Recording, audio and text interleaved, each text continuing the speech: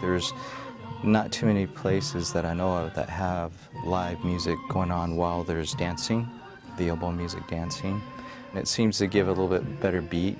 You know, you get to get in the groove a little bit with the dancers. You know, so much better than just playing just audio tapes or CDs, you know, over loudspeakers.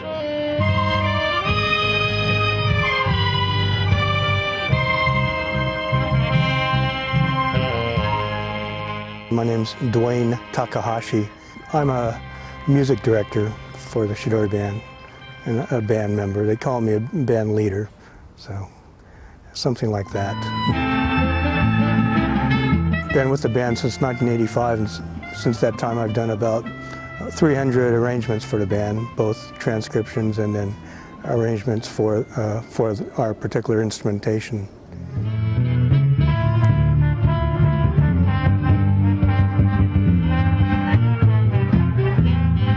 The instrumentation is primarily four saxophones, a rhythm section of 2 guitars, 1 bass, and 2 trombones. We have, I think, currently 7 or 8 singers, male and female. So it's a kind of a unique combination. You know, you don't really see this combination around. You know, some of the Obon music, you know, they use Japanese instruments. The Japanese instruments like taiko, or shamisen, or koto, or shakuhachi, and we have to kind of translate that into our group, and then we make it with the Western instruments. And actually Dwayne, our band leader, does a lot of the drum parts, so he's able to mix in or synthesize some sound effects that make it sound like the original tape, but you know, it has a Chidori band sound.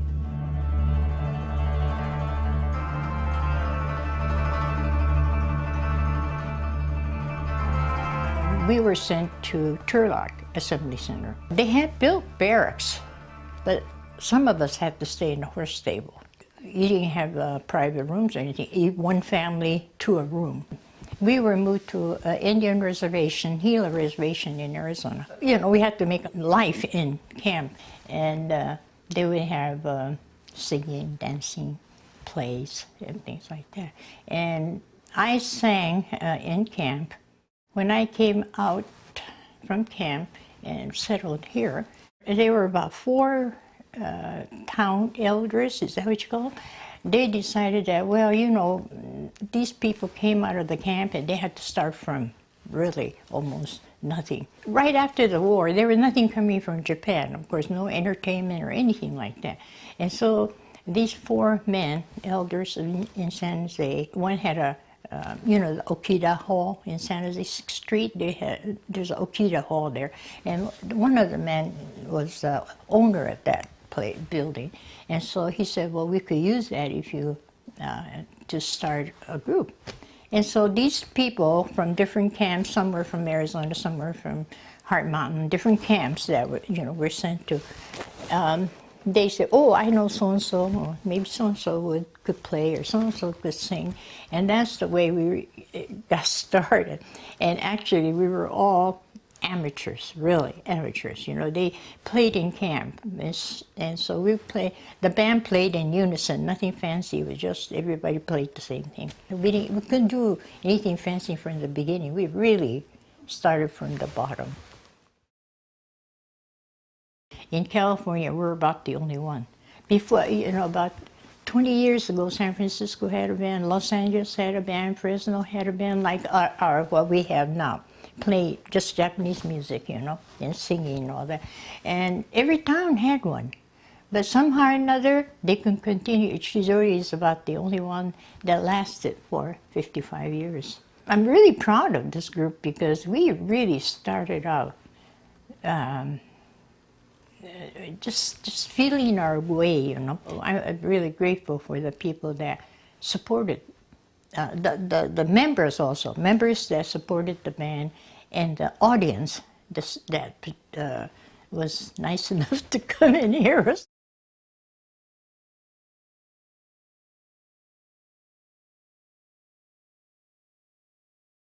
Well, I certainly would like to continue, but I don't want to burden anybody, especially my family. They've been supportive, very supportive.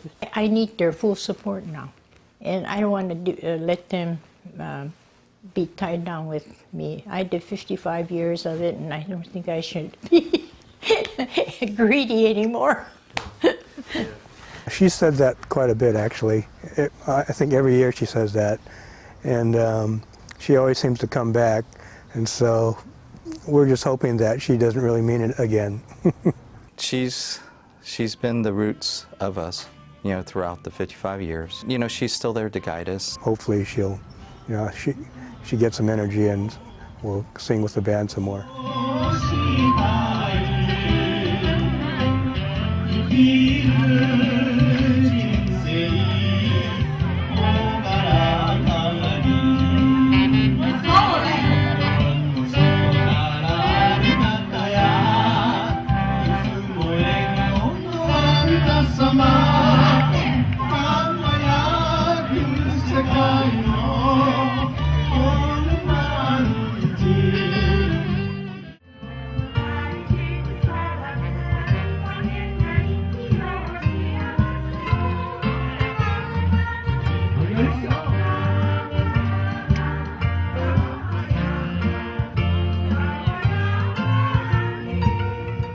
The story revolves around a man whose mother had died, and he has a vision of her suffering in the netherworld. And he goes to the historical Buddha and asks, what can I do? And he says, do lots of good deeds, and give to charity, do good works, and that should do it. And then, so he does all this. And then he has another vision of his mother living in a happy place, so he starts spontaneously getting up and dancing, and that's where the tradition of Obon starts.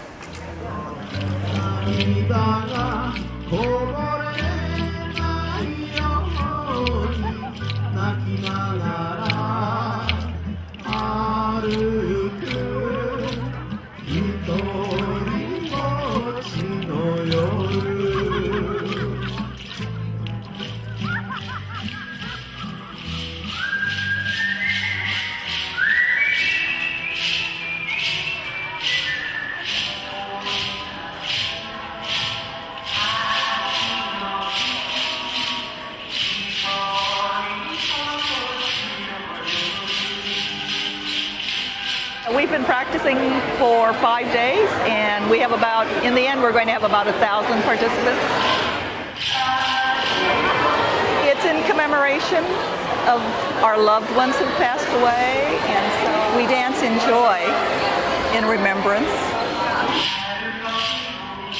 When I started, way back, I was like 8 years old, so that's what, 40 some odd years. This is actually the first time they had me up here. They just asked me last week to come out. I've been on the smaller stages, the assistant stages, past couple years.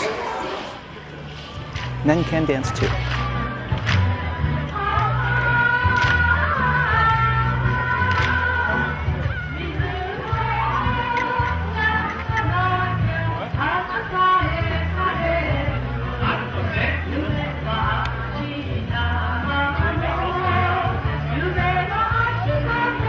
been the head instructor for about 10 years.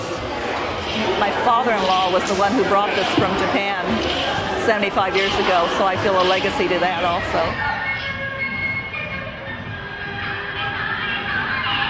I use both religious dances as well as popular numbers, secular numbers that the children enjoy dancing.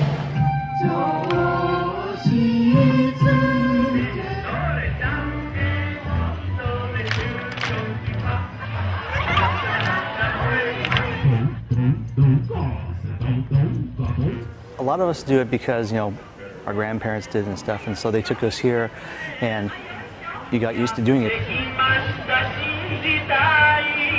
Everyone has a good time, so it's not difficult at all. It's just keeping it simple and having the chance to go over it slowly. It's not difficult at all. It's an enjoyable time.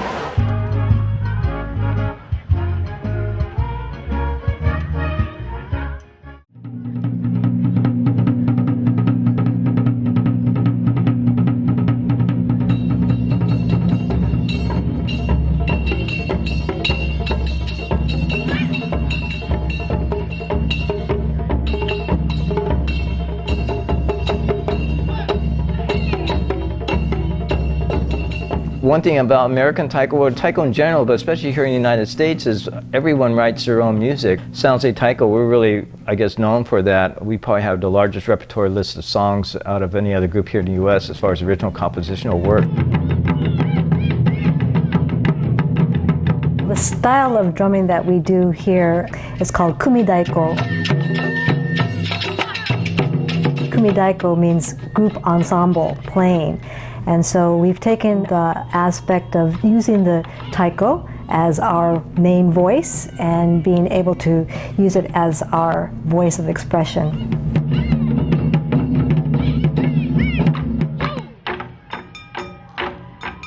San Jose Taiko participates in Obon in not only a performance before the dancing, but also during the dancing. Within the last 5 years, we've been working with the head instructor who teaches the dancing, and they've taken a couple of our numbers in which we've been able to have the opportunity to teach to the public. And it's been really exciting to see how the general population who come out to Obon can just jump in and dance, and they go, wow, the drum. That sounds like something that really connects people, and they really enjoy dancing with the drum.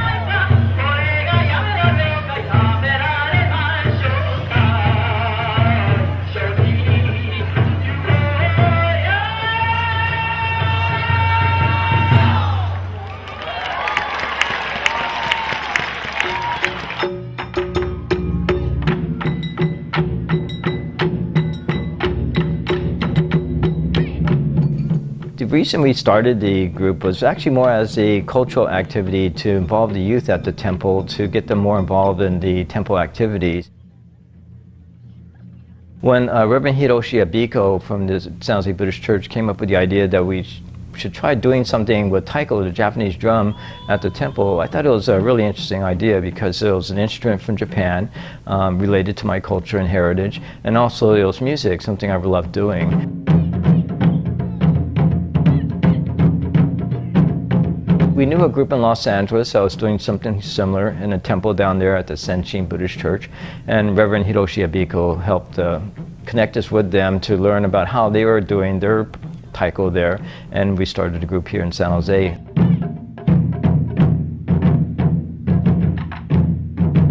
When we started in 1973, there was very little resources or information on how or what taiko was about. And so we were more or less just creating our own thing in a way. We learned on how to make the taiko based on what the group in Los Angeles is doing, taking a wine barrel and putting cowhide skins on it to create the American version of the taiko. The Japanese taiko is actually a single piece of wood that's hollowed out from a tree, and so it's a solid body versus the wine barrel concept that we're doing here.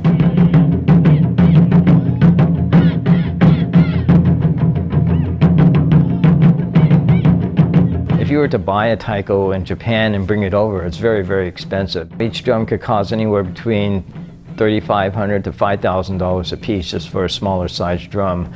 And so a whole set for an entire group could be very costly to start up. Versus learning how to make your own taiko, it's a much more inexpensive way. And that's how most American groups started, is by making their own taiko.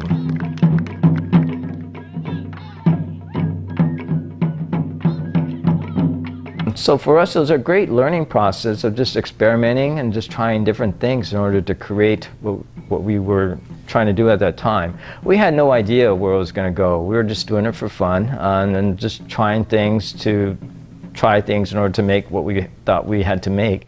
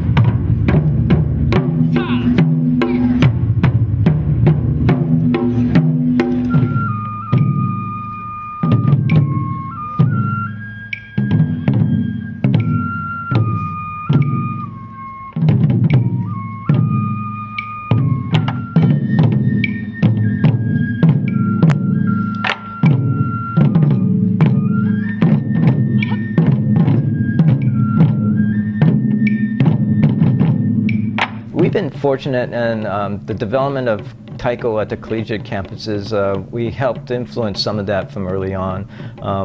One of the first groups to start was at the UCLA campus, and one of our younger members who was in our junior taiko program, when he left to go to school down at UCLA, helped start that group down there. When Stanford Taiko started quite a few years back, one of our performing members was she's actually an alumni from Stanford, and she went on campus to do a lecture series about taiko, and from that it helped inspire them to actually start a group.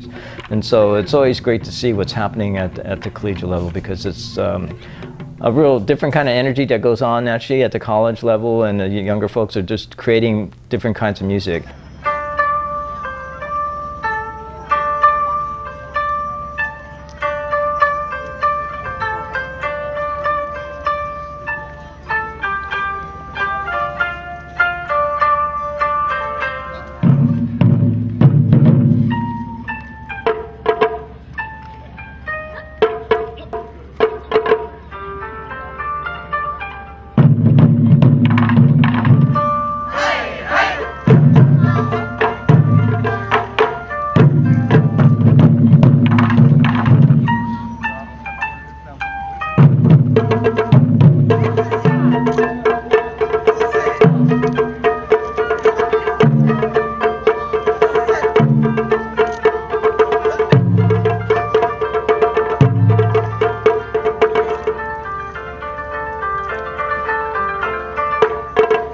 It's been astounding to see how taiko has grown, but more profoundly for me is to see that how it still remains rooted to the community, and how taiko can still help in the revitalization and the preservation of the Japantown here in San Jose. And with San Jose being only one of 3 Japantowns remaining in the US alongside Los Angeles and San Francisco, it's quite a humbling experience and very close to the heart to know that we are also contributing to the energy and the spirit of the community.